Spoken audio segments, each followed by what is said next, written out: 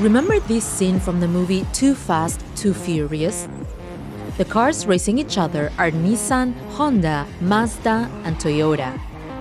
These Japanese automakers have also long been fierce rivals off-screen, which is why this was so significant. Nissan and Honda have agreed to start talks to merge under a holding company. Before, in a dramatic reversal, the plan was dropped. Honda and Nissan are to scrap tie-up talks as both car makers report results. The drama is really a reflection of a larger struggle. Japanese car makers are seeing one of the biggest threats to their global domination of the automobile industry that they've ever seen. It's a cautionary tale, particularly for automakers like Honda and Nissan, that you just can't become complacent. So why are Japanese car makers losing their edge? And are some at risk of running out of road?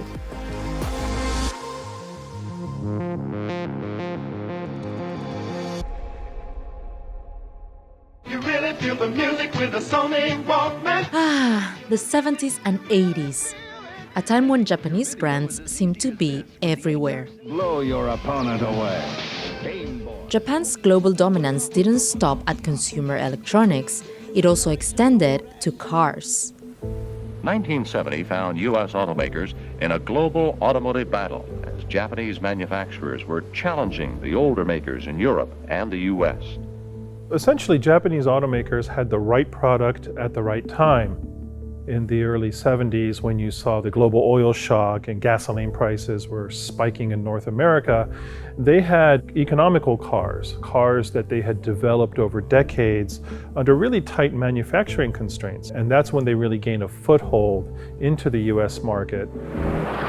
If you think back to the 1980s, Japanese automakers were dominant in many parts of the world. Their cars were known for their reliability, their durability.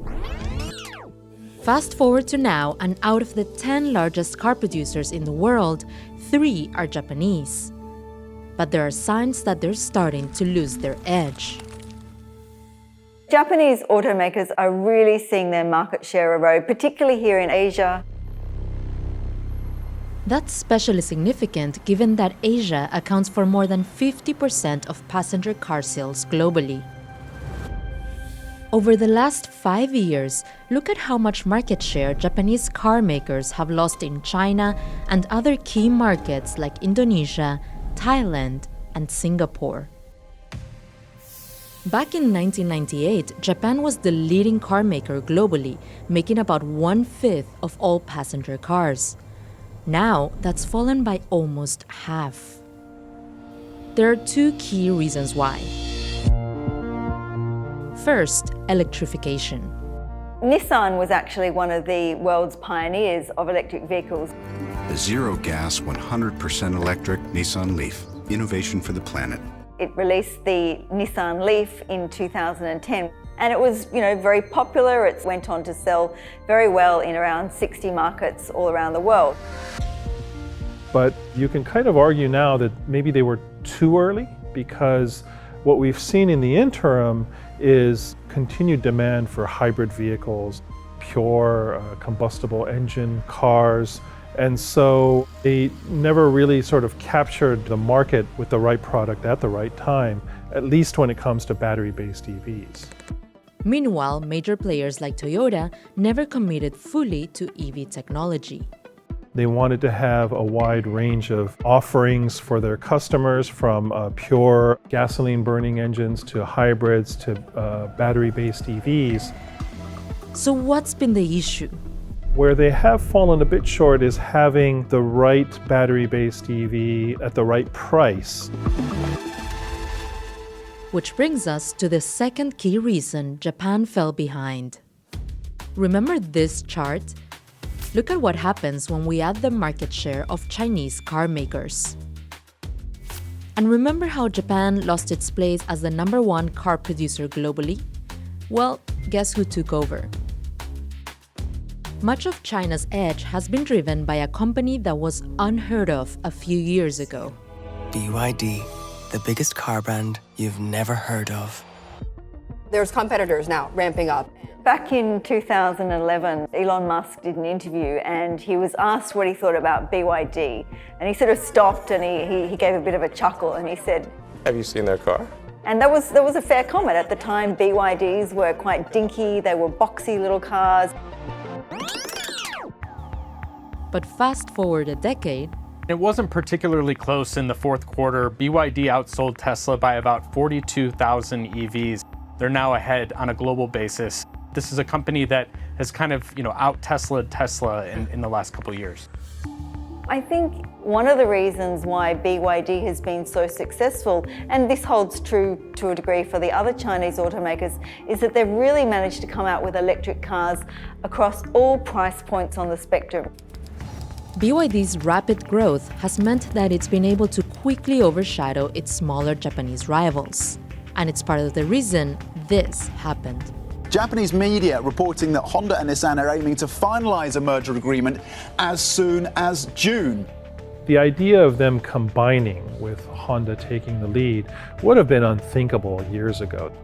But Nissan in particular has been struggling to keep its edge, especially after the rather dramatic exit of its former chairman, Carlos Ghosn. Carlos Ghosn arrested in Tokyo over suspected breach of Japanese financial trading laws. The Great Escape, a fallen automotive giant Carlos Ghosn flees to Lebanon, saying he couldn't get a fair trial in Japan. Ghosn has denied any wrongdoing. Carlos Ghosn was really pursuing this high volume strategy. And, when Carlos Ghosn left in quite spectacular fashion, Nissan embarked on a 3-year cost-cutting program. In November 2024, we have this really quite disastrous day for Nissan. Nissan says it will cut 9,000 jobs and reduce manufacturing capacity by 1/5 as the Japanese automaker struggles with plummeting sales and profits.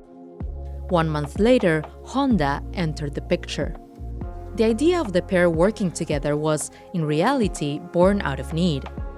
They knew merging their cultures and R&D would be extraordinarily challenging. But pooling resources seemed like a way to compete in the future EV industry. These two companies operate in a lot of the same market. They're both really behind. No, in my opinion, it's a desperate move. And then, in February, Nissan is cutting its full-year operating income forecast. It's this as we see a conclusion of talks between Honda and Nissan, and that conclusion is that we are not going anywhere with this deal. So does this mean that Japanese cars may suffer the same fate as the Walkman? Well, it's not all doom and gloom. Despite being rivals, Japanese car companies are starting to work together.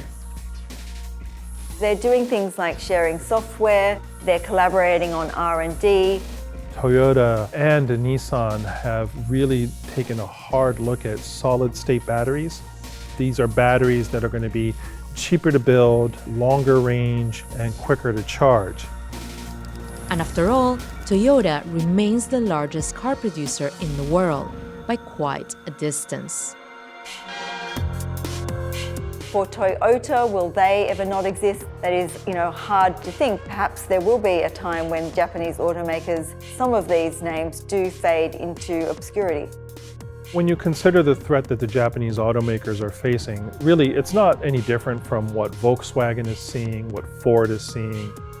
The really big question is whether they can embrace change, bring in new ideas, and really do what they do best, which is perfect those ideas to stay relevant in the coming years and decades.